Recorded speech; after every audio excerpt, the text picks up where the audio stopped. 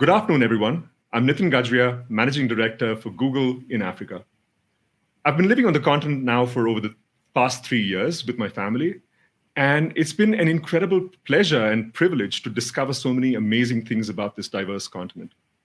One of my observations has been that small businesses are truly the heartbeat of Africa. In fact, 90% of all businesses on the continent are small and medium-sized enterprises. 2/3 of the labor force belong to the small and medium enterprises as well. 54% of the GDP of various countries, up to 54% of the GDP of countries, is determined by small and medium-sized businesses. The incredible part here is 60% of these businesses are women-owned. This is one of the highest percentages we see anywhere in the world. Now, while we see incredible business ownership numbers, there are challenges that we need to solve. In fact, women-owned businesses, on an average, generate 34% lower profits than their male-owned counterparts. And this is truly down to the fact that we have significant gaps in terms of access to capital. We have significant gaps in terms of access to technology and financial security. So there's much to be done in this space to close these gaps. And which is why today I'm incredibly delighted, and to be honest, a little bit nervous, to be talking to Dr. Awele Elumelu, co-founder of the Tony Elumelu Foundation, for a discussion on how mentorship, sponsorship, and allyship can help support Africa's women entrepreneurs. Dr. Elumelu is also the chairperson of Avon Healthcare Limited, Nigeria's leading health insurance provider, and the founder and chairperson of Avon Medical, a network of full-service clinics and on-site facilities with presence in Lagos, Delta Rivers, and Abuja. As a director on the board of Heirs Holding, a family-owned investment company committed to improving lives and transforming Africa, Dr. Elumelu oversees the healthcare investments in the portfolio, where she focuses on expanding and enhancing access to quality healthcare and achieving universal healthcare coverage in Nigeria. Dr. Elumelu, it's a pleasure to have you with us today. Thank you so much for being here with us. Thank you very much for having me. The pleasure is mine as well. Let's kick off this conversation. You're a doctor, you're an incredibly successful business person, you're a philanthropist. Can you tell us about some of the specific moments? What are some of the watershed moments in your life that have shaped who you are today, that has created the path for you to be where you are? Okay, so thank you very much again for this opportunity to, discuss with you at this time where we all recognize the importance of appreciating and acknowledging what women have done at this time, and finding ways to try and make sure there's more progress and more opportunities for women. So for me, it's been a long journey. So first of all, as you said, I am a medical doctor. And so that's the first place where I've actually had this chance to help, as it were, to offer that help that is needed. I mean, what better time than now, where we're just coming out of a pandemic, to show the significance of healthcare as it is. So that was the first thing for me, being my calling as a doctor and seeing the need for healthcare on the continent, especially. We know we continue to work to, one of our aims really is to try and make healthcare more accessible, quality healthcare more accessible. And the easiest way really was to go into what I already knew, as you said, which is the health insurance as well as the medical services. And this is one way that I have first tried to, because obviously we all know health is wealth. I mean, we all know that is a saying as old as time.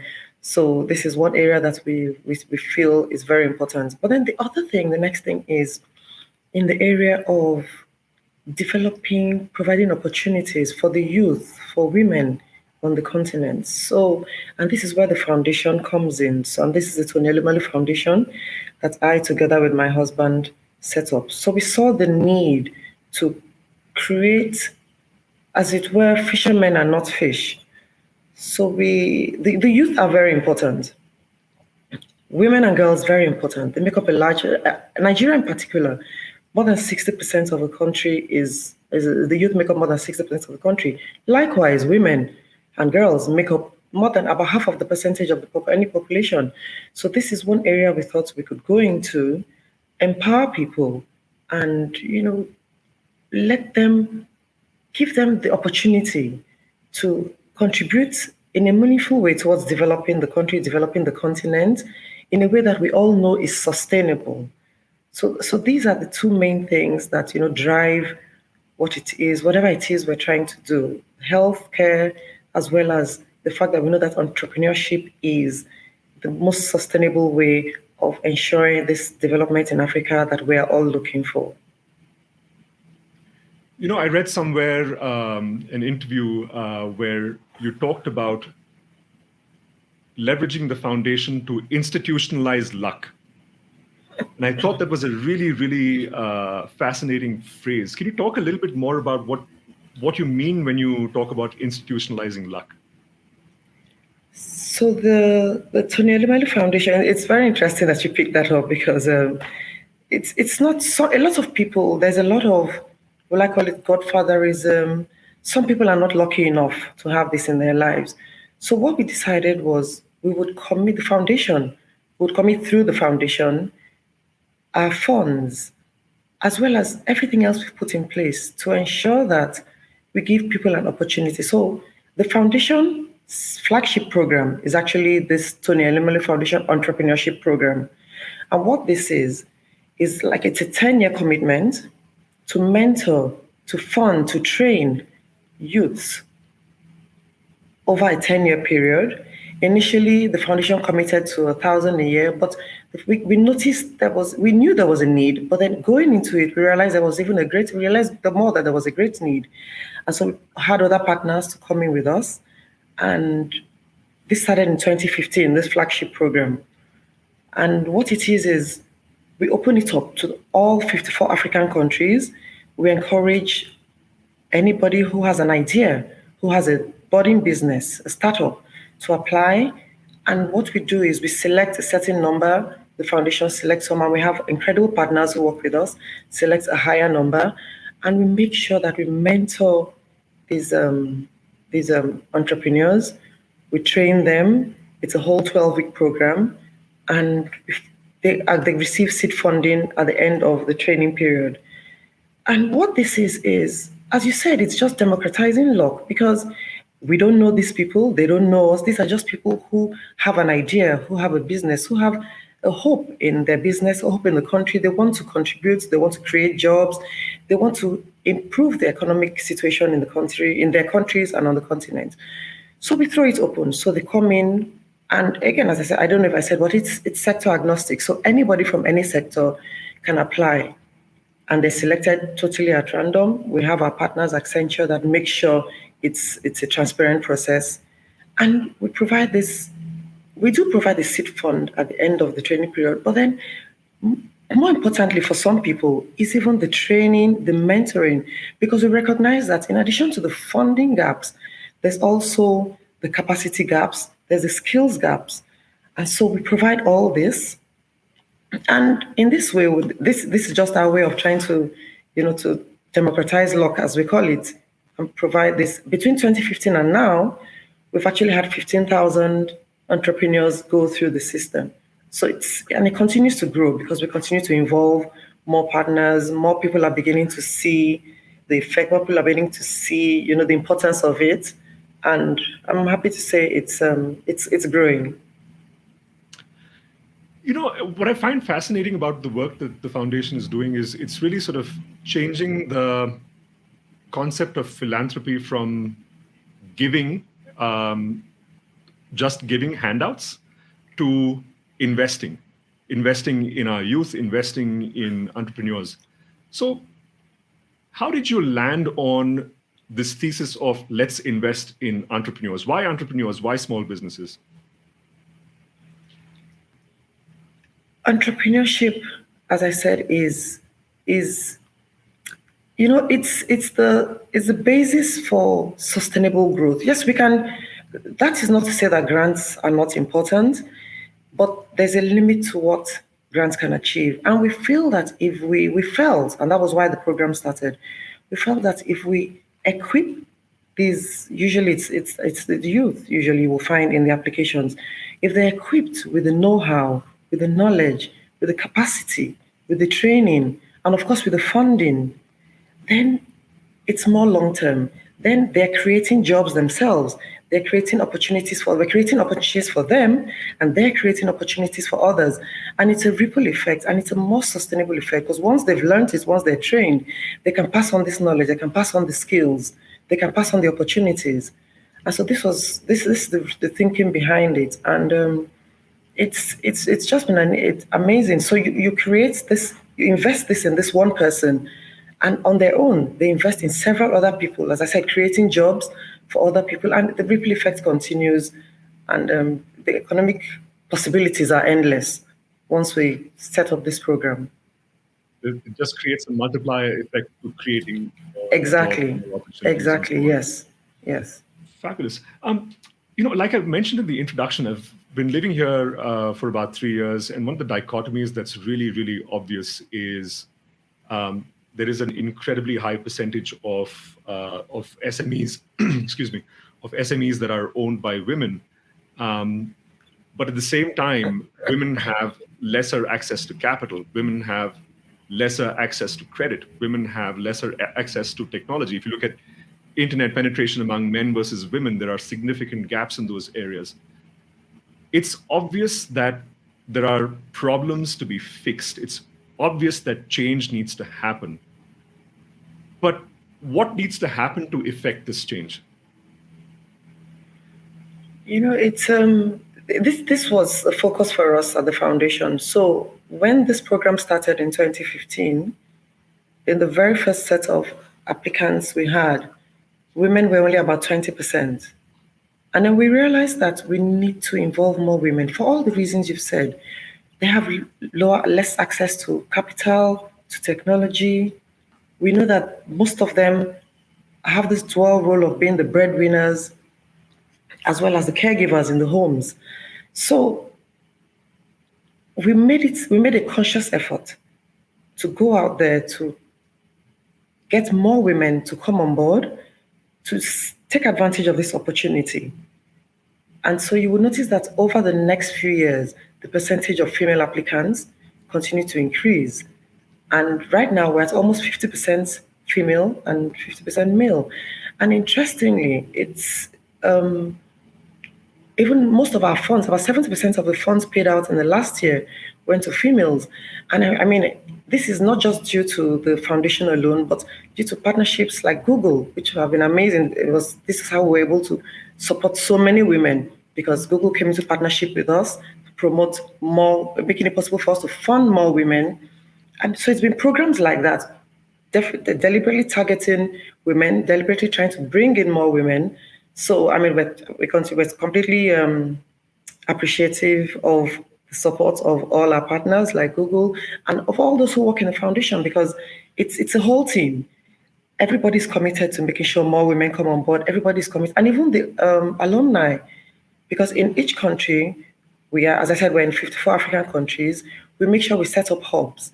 And we make sure we bring out women who these women can relate to, those who've been through the program, some successful women in their communities. We bring them forward. And then with doing things like this, we've been able to increase the participation of women, increase the funding to women, and generally grow and encourage these women who are in this. Because as you said, about 60% of the SMEs are owned by women. And so we know that as we invest more in these SMEs, we're investing more in these women-owned businesses, and we're increasing their ability to generate these funds for themselves, their ability to become more economically independent, as well as developing the economies of their countries and the continent at large. It's fascinating that you went from 20% of applicants being women to the more recent stat around 70% of deployment going into women-owned businesses. Yes. What are some of the initiatives? What are some of the interventions that you put in place that led to that transformation? Because that's huge. The even with the messaging going out there, we made sure with the advertising for the program, we made sure we included a lot of women. So women were able to see themselves in the people that were promoting this program. We made sure, right from even the foundation, we promoted a lot of females. Even I myself came out and did, I spoke more. So we had our CEO is a lady, so she did a lot as well. And we pushed forward a lot of the women on the teams.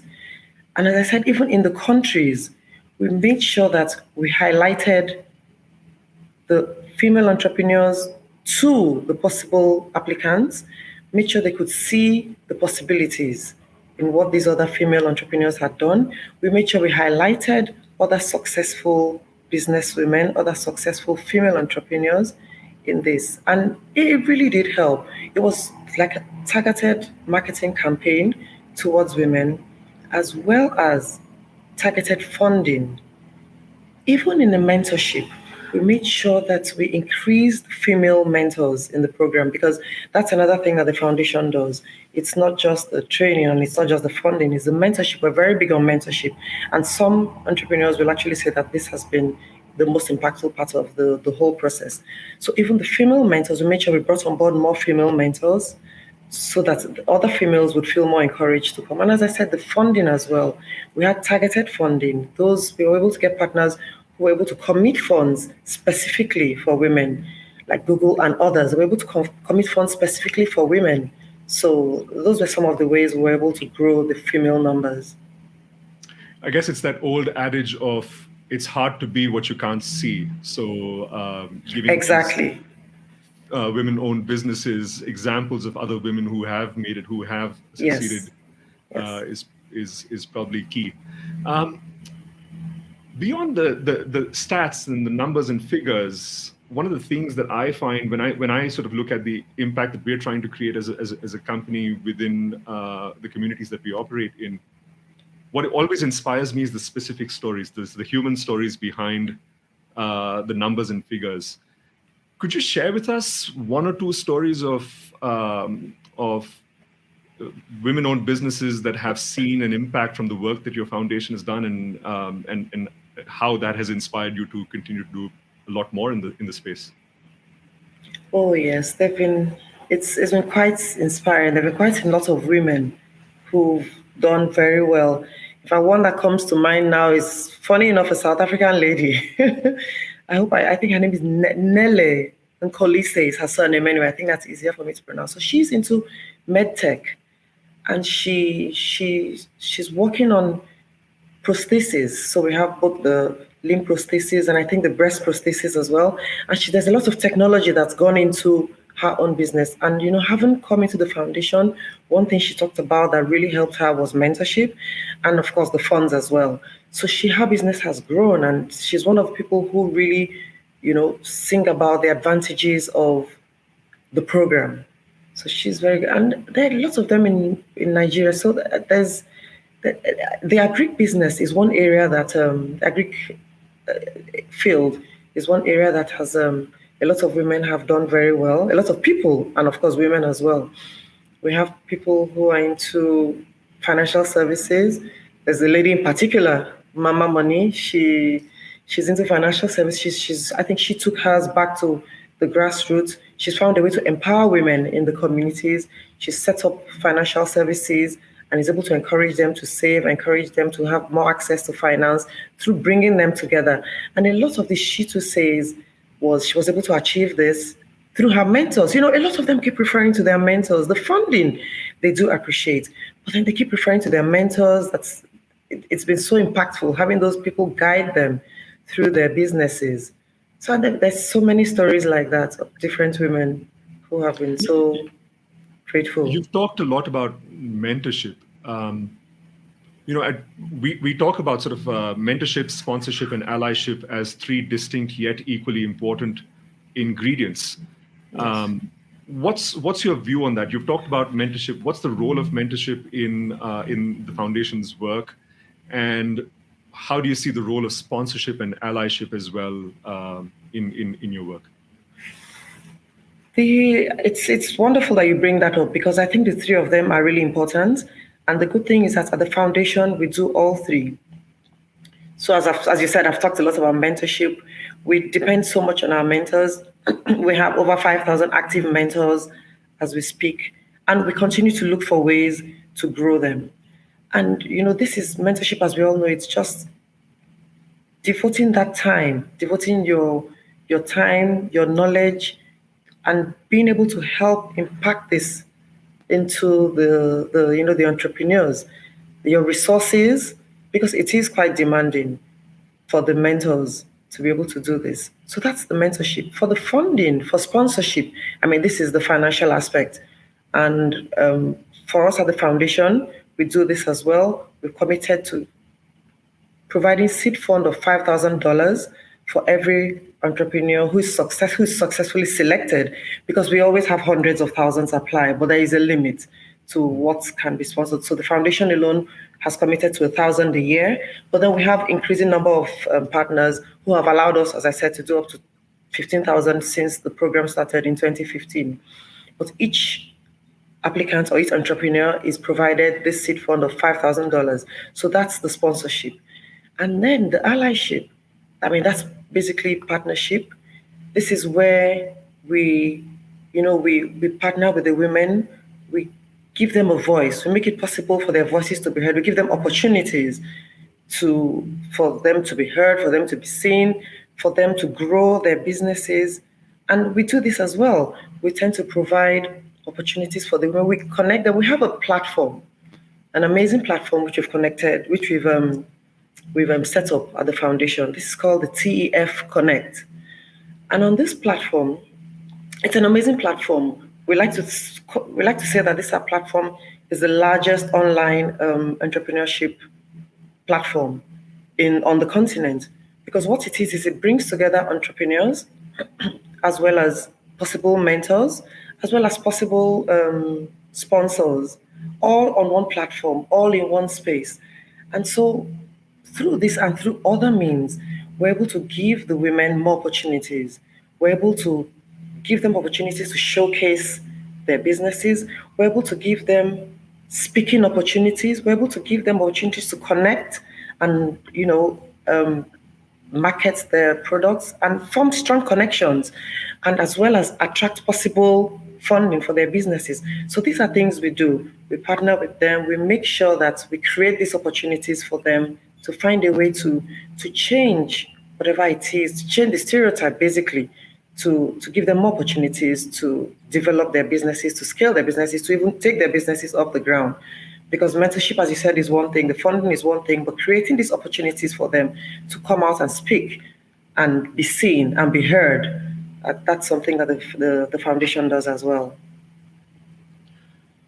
Thank you for sharing that. I grew up in India, and my mother grew up in a very patriarchal society. And over the years, as I grew older, I saw the impact of that patriarchy that it had on my mother and the opportunities it sort of robbed her of. I suspect that there are a lot of young women who are aspiring to be entrepreneurs, but are also cowed down by, like you said, gender stereotypes and social norms, and other challenges around sort of access gaps that we've just talked about. What would your advice be to these young women who might be tuning in to watch this conversation? It's a real challenge, especially in these are areas, especially in some parts of our country, especially in some parts of the continent. It is a big challenge, but it's one that we can only continue to each of us do what we can do. We can continue to advocate for the importance of giving women that equal opportunity. As I said, women make up half the population of the world, and so they need the same opportunities as men. We can only continue to advocate, try to educate people on the benefits of developing the woman, and therefore developing the community as a result of the fact that we develop the woman. So that on its own is something we can only continue to do. And then for the women on their own, we have to continue to encourage the women. We have to continue to provide these opportunities as we're trying to do now. But the women as well, we need to believe in ourselves. We need to find a way to, I always say, I think if we identify that thing it is that we think we love, that thing it is that we think we want to do. One thing I think we should always aim to do with it is to solve a problem, is to so a lot of time we want to do something maybe for the sake of making money or one thing or the other. But I think one thing we need to sit down in a quiet moment is, yes, this is my passion, this is something I would like to do, but more importantly, how can I solve a problem? How can I identify a need? What can this thing I want to do, what problem can I solve? And I think in doing that, we will find that as we're doing this to try and solve a problem, solve a need, eventually we will find doors opening, we will find the businesses growing, we will find the opportunities opening up. So I find that that really helps with whatever it is one wants to do. But also for women, I think it's important that we sometimes we want to we forget to look in our immediate networks. Sometimes we think that help can only come from far and wide. And I'm not saying it cannot, but I think it's also important to look within your immediate network, see if there are people there you can either work with or who can assist you. And those things, it may seem little, but I find that if we take time to do that, it tends to help. And then, of course, we can develop, there are a lot of international agencies who are there to help. We need to do more work as well. We need to try and go out there while we're exploring our networks. We also need to find a way to develop a way to be more resourceful ourselves, to be more, to find out more about what is out there for us. One other thing, that comes to mind as I speak is the importance of technology. It's whether we like it or not, we have to find a way, each woman should find a way to equip herself with more technological skills, because that's the way the world is going. And a woman can sit, I know there are funding issues, but we need to even start to get all women at every level to think along those lines. Because the things we can do, and COVID has shown us that's the things we can do from our own little spaces. I mean, it's unimaginable. So I think women need to find a way, companies as well, people as well need to find a way to help women to develop more along those lines of technology, because if they can develop those skills, then it will help their businesses to grow. So I think those would be the things that I would have to say, to women who may be listening. Alternately, if there are folks in the audience who want to get involved, either as a mentor or a sponsor, or or as an ally, or in any other way, what would your advice to those people be? Oh, it's so important. It's so important for everybody to do their best to get involved, because it's only by working together that we can really truly, develop our communities, our countries, our continents. So one easy way for me, I mentioned TEF Connect. And I think because some people want to help, they don't know where to start. So yes, look around, try to find a way to help. But the one thing we do on TEF Connect, as I said, is this ecosystem where we bring together everyone. We bring the entrepreneurs, we bring those who are looking to mentor, those who are looking to sponsor. And mentorship is so important. I keep going back to mentorship. I'm sorry. I know funding is important, but a lot of people don't realize that they can give their time. They can give of themselves. A lot of people think, I don't have the funds, I can't help. But then you can help. TEF Connect, anybody who's willing to give of their time, give of their money, no matter how little, if you go onto TEF Connect, you will find a way to be able to help, to support. And I'm sure there must be so many other platforms out there that are similar, but at least if you start in one place, you come into the community, could be through TEF Connect, could be through any other platform. And once you come into the community, you'll be amazed at how much you can do and how much information is out there, and how whatever little it is you can do will go a long way. So that would be one way for anyone who's interested in coming in to help, either to mentor, to provide allyship, to provide funding. That would be one way for them to come on board. Thank you. I have one last question for you, and I have to admit, this last question is really sort of for my own personal benefit. So I hope you will Okay. indulge me. Um, you're a, like I said earlier, you're a medical doctor, you're a philanthropist, you're a successful business person, but you're also a mother. I'm a father. I'm a father. I have two little boys, aged 3 and 6. And one of the things that I often think about is how do I instill the right values in these boys? And more specifically, how do I make them aware and more conscious of their role as allies as they grow up, their role in closing gender gaps as they sort of grow up and gain consciousness and so on. What tips do you have for me to knock some good sense in these boys? Well, first of all, I'm sure you're doing some things probably without even realizing it. But I think the first thing I think is to even be interested, as you've said now, to be interested in doing this, to be interested in making sure that the next generation are conscious and aware of the things that they should do in developing the community, in bridging the gender gap, in doing all that should be done, doing all that should be done.